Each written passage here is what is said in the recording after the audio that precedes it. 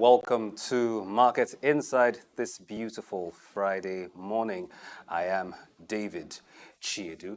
Now on the program today, we are beaming our spotlight on a crucial aspect of Nigeria's economic landscape. I'm talking about taxation in the informal sector. Now this sector has been said to be the backbone of our economy, employing millions of Nigerians and contributing significantly to our GDP. However, when it comes to taxation, this sector faces unique challenges, from inequitable presumptive tax laws to multiple taxation and a lack of awareness. Hence, informal businesses struggle to navigate the complex tax landscape. And so today we will be sharing some insights on the impact of taxation on informal businesses in the country, exploring the policy gaps and economic implications. We've got some experts as our guests joining us on the program this morning as we get into the conversation shortly. But first, we will take a look at the stock market for the week, the previous week, and take a short report on the state of the economy and the polity following the ongoing #EndBadGovernance protest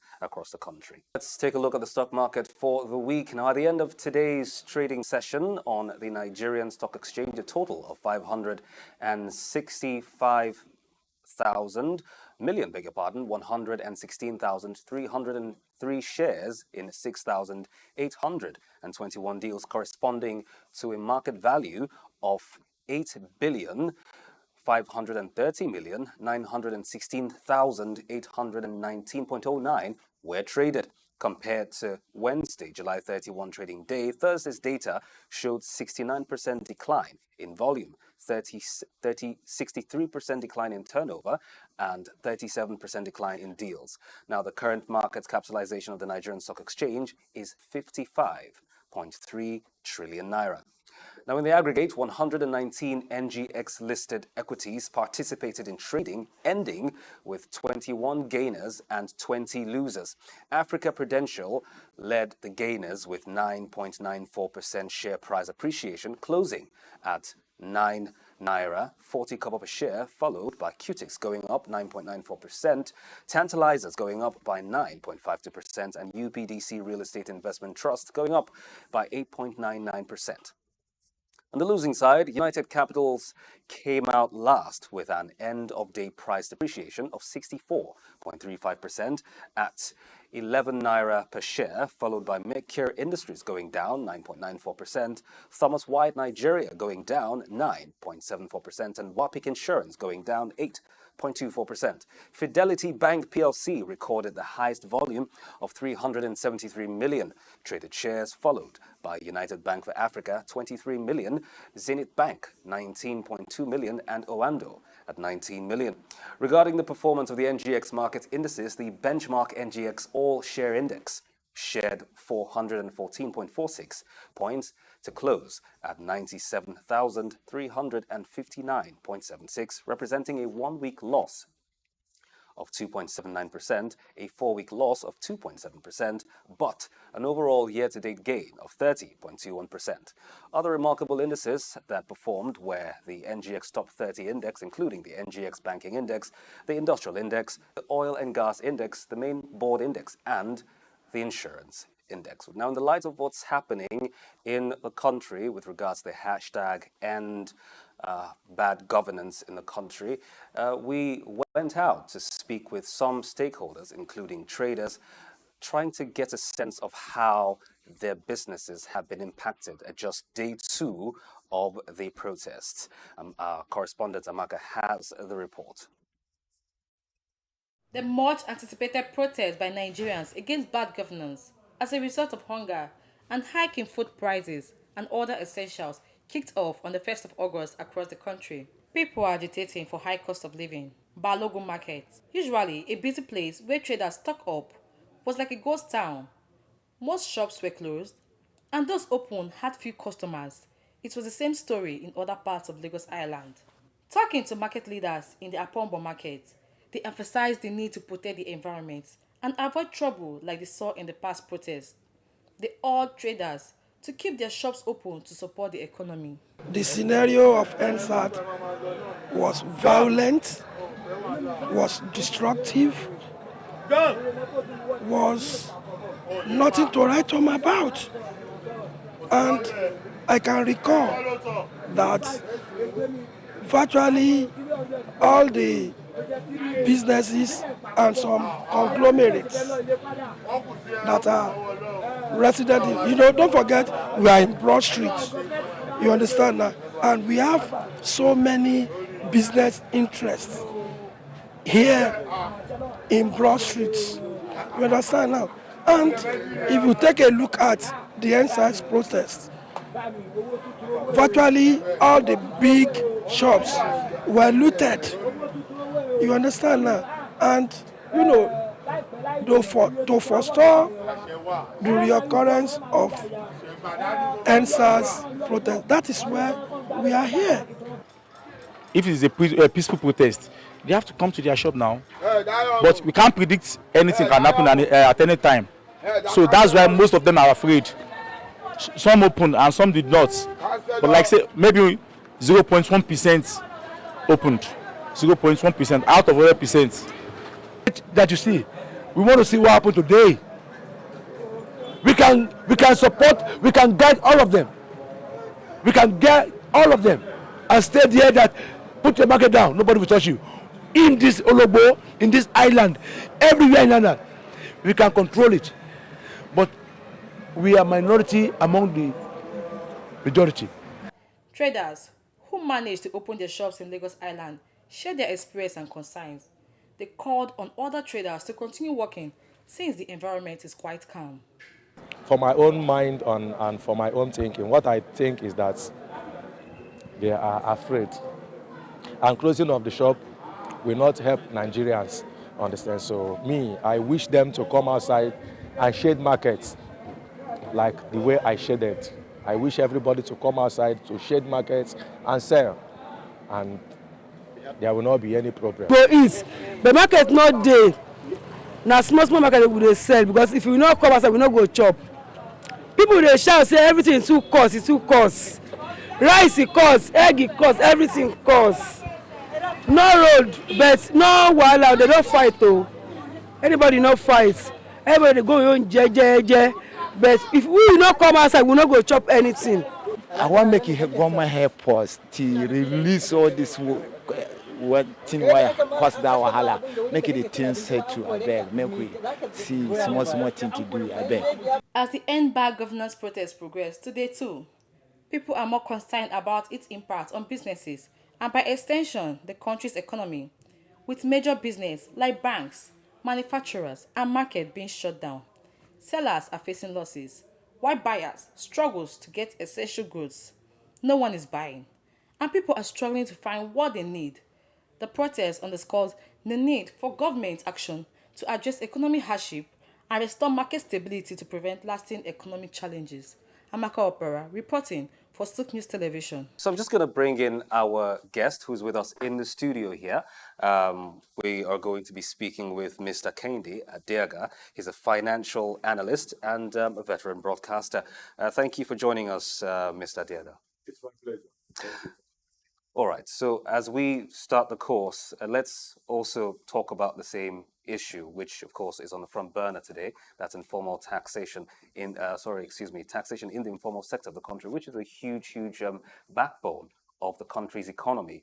As a matter of fact, a lot of our GDP, a large portion rather of our GDP, comes from that particular sector. But for some reason, there's still the argument of whether or not businesses in that sector are thriving, despite the inequitable distribution of taxes in the sector. But first of all, can you walk us through how it does work, and then we'll go on to the impact it does have on businesses? Well, first and foremost, we must know that taxation is an instrument that governments all over the world use to kind of develop their country's infrastructure and what have you, so that it makes it very, very better for businesses to thrive. And if we believe in that, it then means that for every businesses, there's one form of tax or the other.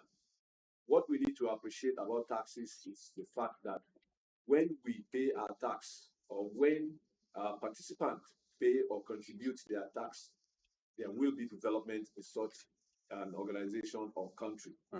Having said that, we also now need to know who and who are supposed to pay tax.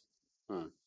For all I know, businesses that are thriving will pay tax. And how do we go about that? It may not necessarily be that you'll be highly taxed, but looking at the volume of transaction that you are doing, tax is an annual thing. It's not a daily thing. So, because it's an annual thing, it might be very small for the payee, but in the eye of the government, it will be big because those who are in the tax nets are more. And so, what comes into the tax net is used to propel the economy. Now, looking at it from the small and medium scale enterprises, because they are very large in number, you may feel that they are not supposed to be taxable, but they should, depending on what they are doing. For instance, a tomato seller in an enclosed environment, I use that word enclosed environment, ought to pay certain things because where he or she is operating from need to be given some infrastructures that will make he or she to be comfortable selling what he or she is selling. And the only way that comfortability can come in is when such persons pay their tax. So the government can use that same tax to make life better for them around that environment. But for somebody who sells on the streets, how do you bring him into the tax net? It's a difficult thing. Even if you ask such person to pay as low as 10 naira, it will be difficult for that person to want to pay or part with it. Because why? He or she is running the streets. And as he or she is doing that, there are some energy that that person is putting on. And so to him or her, when you want to deduct something from him, he feels, in spite of the energy that this thing is causing me, you want to take something out of me. He doesn't see it as something that he or she should do to better his businesses. So there's a need for an enlightenment, both from government and from all individuals who are used to collect these taxes. Tax consultants need to know all this. Yes, they may just say, "Oh, we are there for the government to make sure that tax come in." No, you must also enlighten the people, teach them, tell them, and educate them on. Look, the reason why we are tasking you of this amount is because we want to provide this. It is when those things are not provided that, as a taxpayer, you can rise up and challenge the reason why you are being taxed. Otherwise, we may just be static in a place. So that's why I use enclosed environment, and that is why it's a difficult thing to get everybody in the tax nets. For instance, if you go to any market now, because it's a marketplace, not every participant in that marketplace pay tax. But of course, they may be paying it directly or indirectly. Indirectly, in the sense that there are some people who are going about within the same market space, asking those participants, the market sellers and what have you, asking them for certain amounts. But how are we sure that what they are collecting from them is going to the purse of the government? If it's not going to the purse of the government cannot say they capture those ones into the tax net. But if it goes to the government coffers, then they can say, yes, we have this huge amount of money. And of course, when you have such an amount of money, you should be able, as a government, you should be able to provide the amenities that will make them to flourish. Otherwise, we are going nowhere. So, based on what you've just said, it more or less points to the problem or problems of multiple taxation, where you find, people masking as tax collectors working for the government, as it were, and they are, hassling these people almost on a daily basis, as often as they can, to pay these monies. That has been an issue across the board. So, I mean, taxation or taxing has been there since time immemorial. We all know that it's been there since the beginning of time. So it's statutory. It's something that everyone who makes an income should remit to the powers that be. However, there are these other foxes that spoil the vine, like what I've just talked about. So how do we deal with that? What sort of impacts does it have on the wider economy and the overarching, outlook of businesses? You see, we need to define tax payments. One, federal government has its own tax that is collecting, and is not collecting that from individual or organizations. It collects that from the states. That is, it is the state contribution to the federal government and some parastatals that are owned by federal government in form of their income generation into the government coffers. Now, when you say multiple taxation, yes, we know in Nigeria we have experienced or witnessed multiple taxation. How do we control multiple taxations? If we should know that a state has a local government, and under that local government, once you are operating under a local government, tax that are generated from that area should go through the local government to the states. And when that happens, then there won't be multiple taxation. But the moment where the local government, as we have it now in Nigeria, yes, is a disturbing issue, where the state will be taxing people, the local government also will be taxing, and then the federal too is taxing. So what we need to do as a country is, right, you recall that they just increased the tax percentage to 7.5. Now people have shouted and cried out to say that 7.5, you are not providing anything, yes, yet you are increasing the tax. Fine.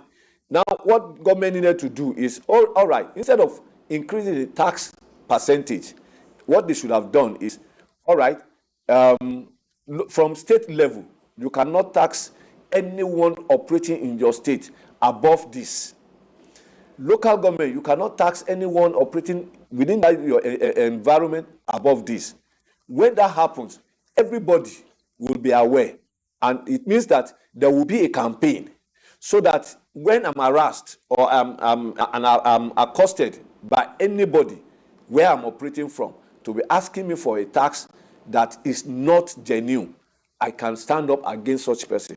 But in a situation where somebody comes to me and say, hey, you have not paid your tax and this is what you are going to pay, and I don't know anything about who collects what, it becomes difficult. And so, everything in Nigeria has become a force. So you see somebody coming to me and say, if I don't pay this, he will do this. Naturally, I'll be afraid, and I'll say, all right, I'll give to that person, even without any receipts. So when I do that, another person comes back again, different from the one that had come before. It will be difficult for me to challenge such person. But if I could challenge such person, it will be reduced. The tax payment that I'm making will be reduced. It will be one-off thing. And naturally, tax is not daily, it's not monthly, it's an annual thing. So, for instance, if you go to the market, you see market sellers paying certain amount to some people. That money, as far as I'm concerned, that I know, not everything goes to the coffers of the government, either local or state. There are some people who, out of this, take advantage of the naivety of the people to get something out of them. And because I cannot challenge them, it goes like that. Go to a market nearby here now. You see people going about, some guys going about with receipts. The receipt may have the logo of the local government or even the state government. They are receipts that are printed anywhere. But how do you know until you have challenged such thing before you know that this is fake or this is real? But if you have not challenged it, it will go on. And you will discover that one particular person or group of persons are sitting somewhere milking the government, taking such money. And that is why it becomes difficult for you to challenge the government for not providing the amenities that you probably think is genuine or is supposed to be given to you for your businesses to strive. So we need to look at that area. Otherwise, this multiple taxation we are talking about will be a continuous thing. Unless the federal government, the state government, the local government comes up with a campaign to say, if anybody comes to you for tax, ask for this. If he or she can provide you such thing, then go ahead and pay. If not, don't pay. Okay. Once that is done, we'll have peace, and then everybody can know why he or she is existing in a particular area and what he or she must do. Today, you hear people say, it's my tax they are using for this, it's my tax they are using for that. Ask such person, does he have anything to show that he or she has paid his or her tax? All right. Thank you, Mr. Kehinde. Let's come back to Dr. Coker. Dr. Coker is a tax regulation and compliance expert. I reckon you have quite a few thoughts to throw in here with regards to this matter. Dr. Coker, can you hear me now? I can. I've always heard you. I've been hearing you since. So I hope you can hear me. Clear now, I can hear you now. All right, so Okay. Dr. Coker, before I take it further from where Mr. Kehinde has left off, I will take this to a slight tangent, and we can talk about the, if you like, disparity in genders, both genders that function in the informal sector of the economy. I mean, this issue essentially emphasizes the overarching concern with gender blindness of the tax system. We're talking about laws, policies, administrative processes, and so on and so forth in, the different subnational units, as you were. Now, the informal sector, provides livelihood for about 80% of Nigeria's labor force, and 82% of those are women. 82% of women occupy this particular sector. But for some reason, it's been like this across the gender, where informal businesses are categorized together regardless of the disparities in income. So can you, walk us through how these processes can be made better, how to deal with this, if you like, inequalities? Okay, thank you, and I'm hoping that you can hear me. So first thing I need to put out on the table is that tax is an issue of income. Where you do not earn an income, you are not supposed to pay tax. So tax is not really an issue of gender, because whether male or female, once you earn an income, you should then pay tax. According to the International Labour Organization, 95% of the people in the informal sector are women as we speak.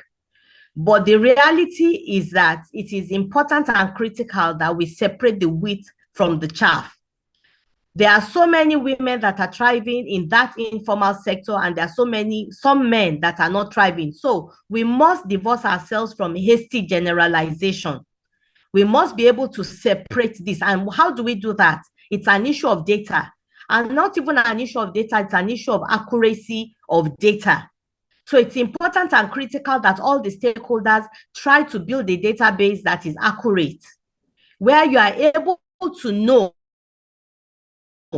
in real time how many women are actually at the base of the pyramid that are not earning that much of an income. So gender, the issue of tax is not an issue of emotions or sentiments. Yes, as tax, you must show empathy, but it's an issue of reality. Do you make an income? What income do you make? For that income, how much tax is due on that income? We have a lot of women that are selling lace in gutter, and are importers and exporters of lace from Switzerland and from all walks of the diaspora. And then we have people that are just selling on trays. We have women that sell on trays, and all the business they are doing is not up to 5,000 naira. So it's based on data looking at the women that are actually at the base of the pyramid, and looking at what benefits and what value adds that the government can give them in terms of incentives of palliative. But tax is not an issue of palliative. Palliative is different. It's another social contract entirely. But tax is that what income do you earn? Do you earn an income? And the law is so clear on it. The law provides that where you do not earn an income, you can file a nil returns.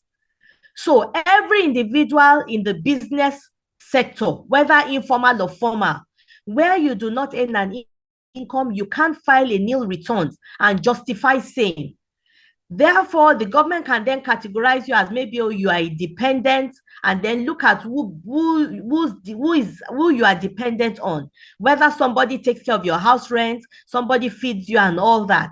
So for women in the informal sector, who make up close to 95% of the people operating in the informal sector, the issue is, do they earn an income? What income bracket are they? And the government of Lagos has even made it very good, and a lot of states are coming on board to create what is called a presumptive tax. And what is presumptive tax?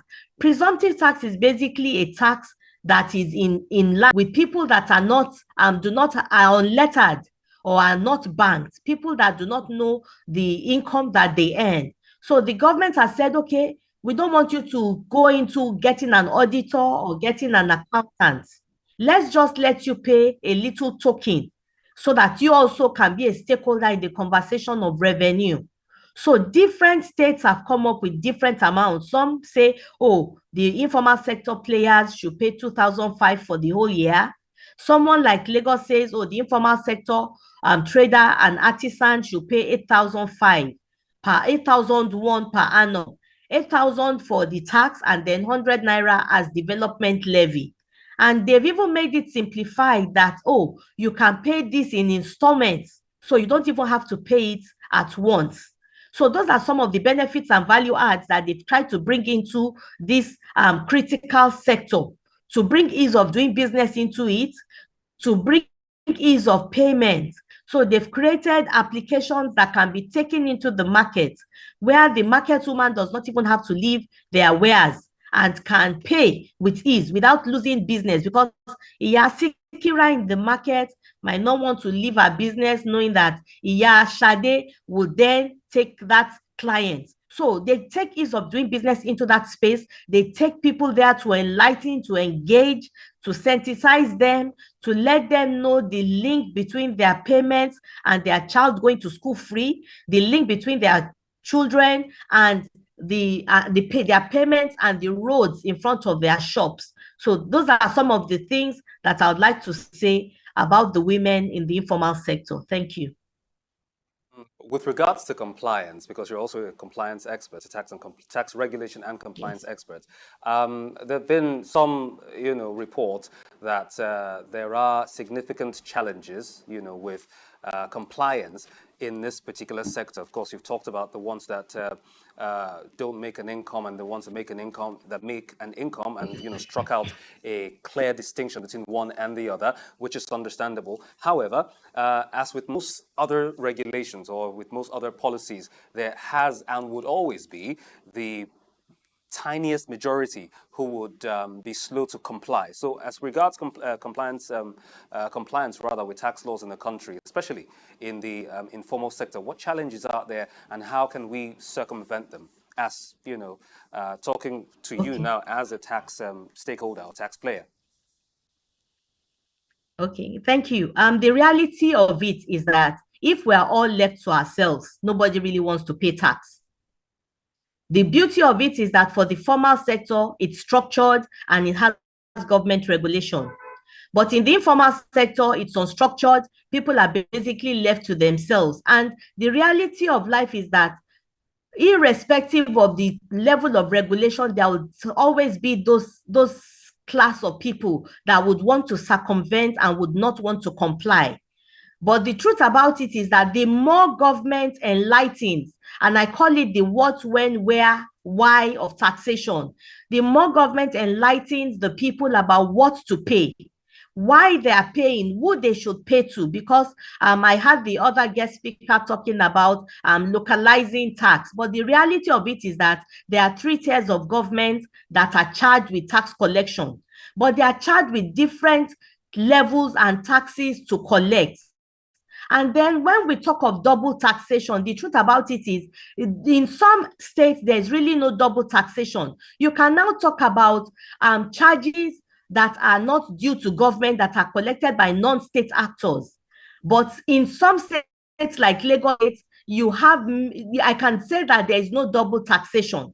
That's the truth. But people tend to lump up charges, levies, duties, fines, and all that and make it an issue of tax. So when the market woman is operating in a market and has subjected herself to the rules and regulations of that market, and the ideology of that market is saying that for everybody that is trading in this market, you have to pay 500 per month per day.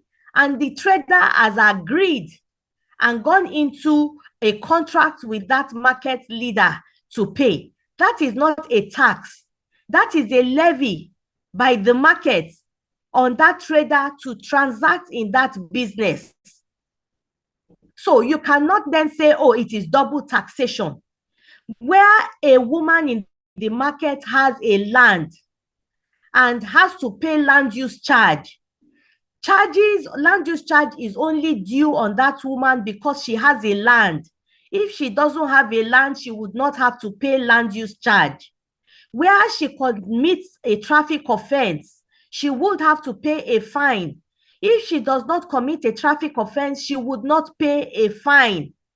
If she does not deal in businesses that have to do with withholding tax, she will not pay withholding tax. So it is a state generalization to lump it all up and call it a tax. And some things are subject to what you do. So for compliance, when a state goes into educating and enlightening their taxpayers in the informal sector on the what, when, where, and how of tax and what to pay, and then bring simplification into the whole conversation by making applications or payment portals available like the USSD code, online payments, going into the market to go and meet them with applications that they can register. And then we found out that a lot of people, they are willing to enable voluntary compliance. So that is what we have found out. So I would say, based on information and based on data, that a lot of people are beginning to comply, especially in Lagos State, because there's a lot of engagement and enlightenment, and they are able to tie what they pay to the value, the free education that is being provided by the state from primary school to secondary school, the road networks that are continuously being done. Let me piggyback Yes. off of what Mr. Kehinde said earlier about the provision of amenities or the provision of infrastructure, if you like, within the informal sector, and most businesses playing in that particular sector.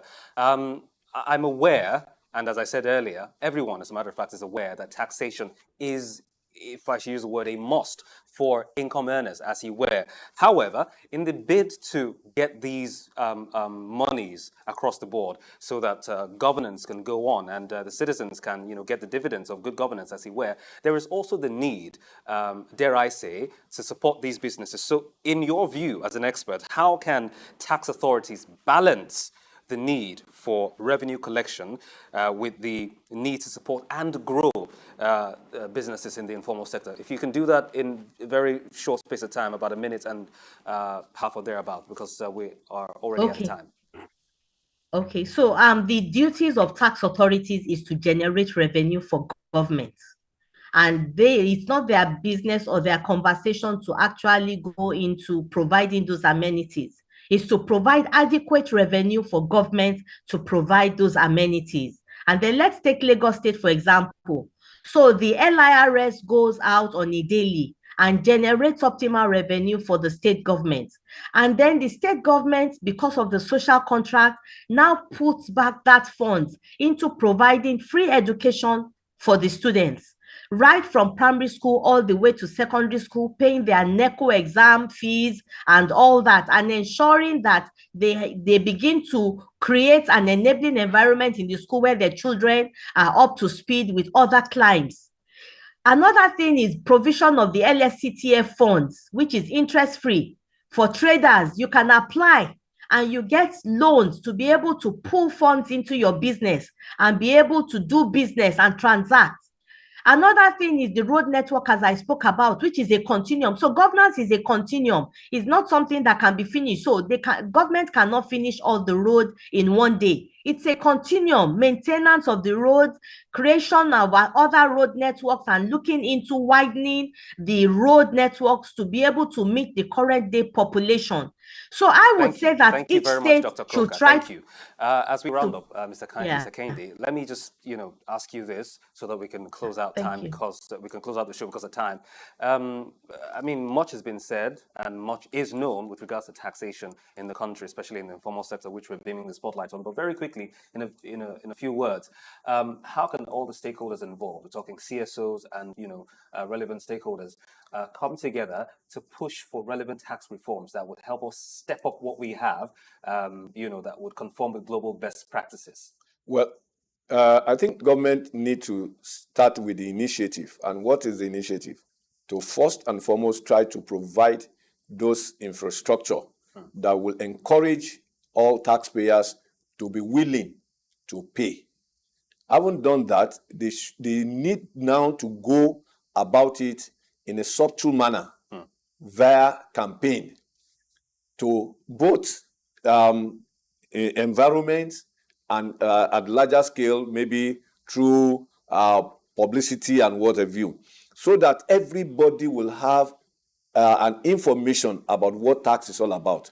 And then they will be willing to say, I'm ready to pay. Even if you don't come to him or her to pay, he or she is willing and ready to remit what is due for government because he or she has seen the process of providing those things that he or she needs to thrive in that business. Well, thank you very much, Mr. Kehinde Adeaga. He's a financial analyst and a veteran broadcaster. Many thanks, sir, for joining us on the program today. And also, Dr. Folashade Coker has been very insightful talking with you. She is a tax regulation and compliance expert in the informal sector. Many thanks, Dr. Coker, again, for joining us on the program today.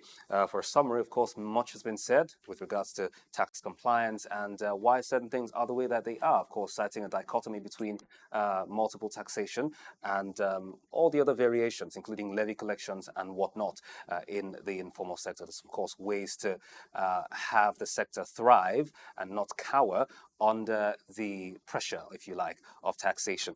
That's Market Insight today. But before we go, a quick look at the currency market. On the official market, the Naira is trading to the US dollar at 1,530 Naira.